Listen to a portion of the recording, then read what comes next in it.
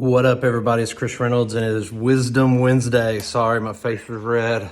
Had to put a hat on. I've been outside because I have some upgrading to my real estate personally.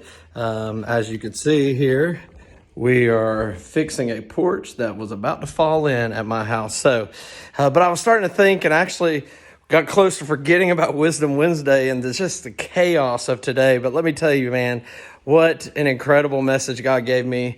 Just a couple weeks ago, we talked about Moses and the Israelites and how Moses messed up. He came and he hit this rock. The Israelites were complaining that they didn't have any water and that God had pulled them out of Egypt and just brought them out to the wilderness to not survive. And Moses gets just frustrated like all of us would.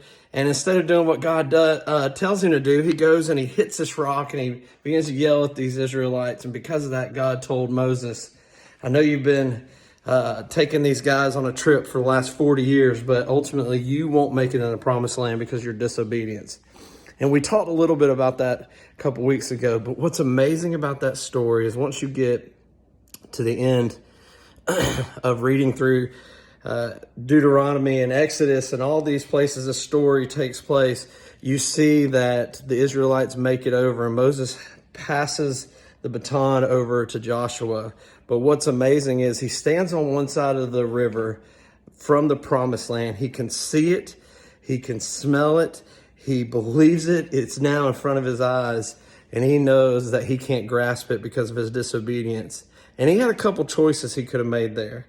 He could have sulked. He could have fought back. He could have just been angry with the Israelites. But instead, as the leader of God's people, he sat down and told them, let me tell you again what you are to do to live the life that God's called you to. Don't be like me, but live fully. Don't miss out on the opportunity.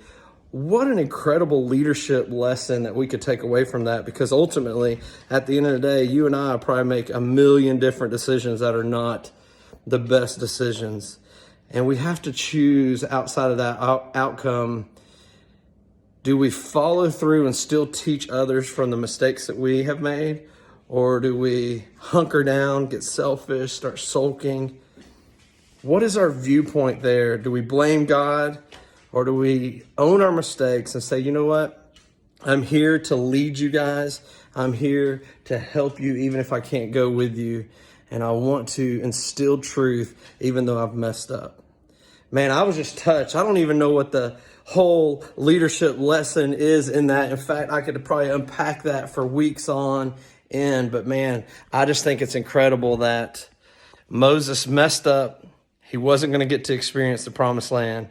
And he never stopped.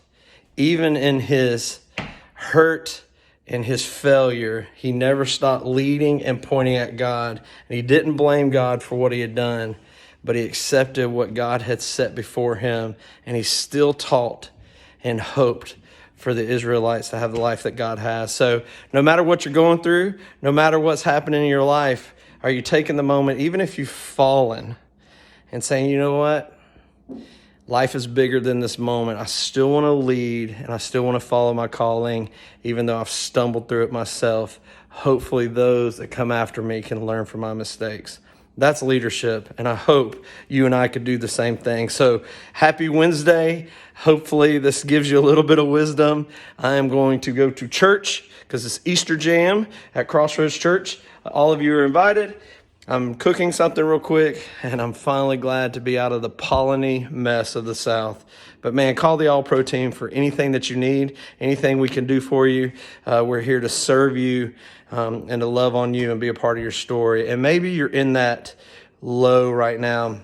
Man, I just personally will be praying for you. Please feel free to reach out, because I believe even if we fail, that we can still get back up and help the next generation through even our failures. All right. Have a great week. We'll see you next week.